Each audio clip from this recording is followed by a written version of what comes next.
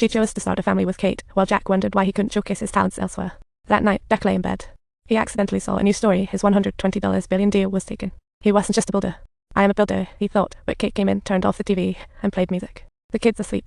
She cherished their rare time alone. Jack suddenly realized the girl was still as beautiful as 13 years ago. She looked at me with the same deep affection as before. As the years rolled by, after a full 13 years, Kate was overcome with joy upon hearing her husband's sincere praise and turned happily to head towards the bathroom. She aimed to surprise her husband, but Jack was asleep. Kate tucked him in gently and kissed him. She turned off the music, ending the day deliberately. Jack's feelings were never this complicated.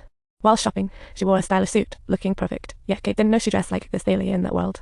It's incredible. Wearing this outfit makes me feel like a superhero. Looking at herself in the mirror, she felt transported back in time.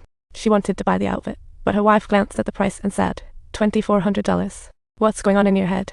Come on, she thought, testing the waters. Their daughter had just bought expensive shoes, and these were only $25. Come on, take those off fast. I'll buy you a cake later as compensation. Today is a special day. No, not this time. She was tired of all the boring stuff and didn't want to repeat it. Jack angrily took off his suit, reluctantly accepting his wife's deal under the cake pretense. In Kate's heart, her once gentle, considerate, and understanding husband seemed to have vanished without a trace. As they walked together on the way home, they were both lost in their own thoughts, remaining silent and introspective. They reminisced about moving to the suburbs for the kids, with Kate now a public interest lawyer. She was dedicated, but had to take over her father-in-law's tire shop. Jack realized it had cost him his future. But Kate's naive outlook was no longer what Jack desired. On a day off, she met that graceful woman again. After their last encounter, Jack cautiously asked if there was something between them. She picked up his hint and was incredibly candid. Actually, she wore a sexy dress to load Jack. She bought him 6 sets of snow tires, but didn't need them. Her child was in the same dance class as Jack's daughter to get closer to him. She invited Jack over a win. She would be alone. Jack lit up like a kid, surprised that he still had such charm in this world. He asked a friend for the woman's address to meet her discreetly. After hearing his friend's advice, Jack gradually came to realize that he was actually very charming in their eyes. Upon arriving home, he unexpectedly discovered a CD titled Jack Sings. Curious, he opened it, finding footage of his 22nd birthday party, where he serenaded. She watched the footage, realizing Jack's deep love. That genuine affection was priceless. Tears welled up in Jack's eyes, realizing this life might be what he wanted. Jack grew accustomed to being woken by the dog's licks. Sleepily warming milk for the kids, Kate excitedly brought him a gift, a replica designer suit. Though they couldn't afford the real one, the fake suit suited him well. It was their wedding anniversary, and Kate eagerly awaited her gift. She gleefully reached up for her present, but Jack had totally forgotten. This is really odd today. You actually forgot. Oh no, you forgot our anniversary. I'll do better. I'm heading out now to make you a surprise. Kate's excited expression turned to disappointment, and Jack felt a wave of regret.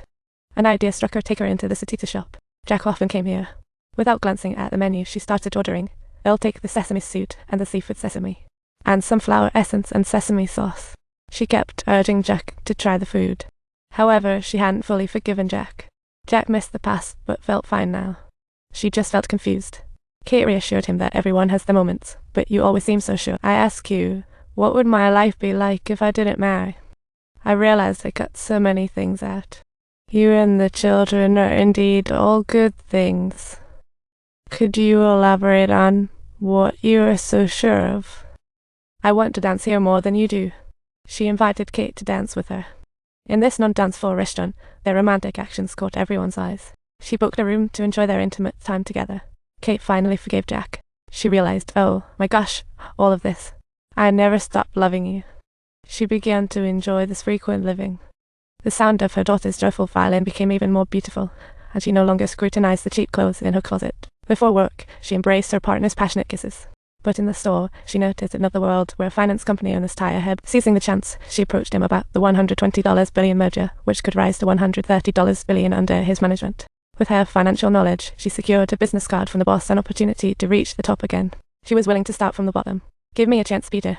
Jack took Kate to the company's welfare apartment. However, Kate wasn't happy. Instead, she complained about his moving them out of their cozy home. Originally, they left the city for the kids. Jack said it was okay if they didn't live there, as he could drive to work. It was the same for Kate.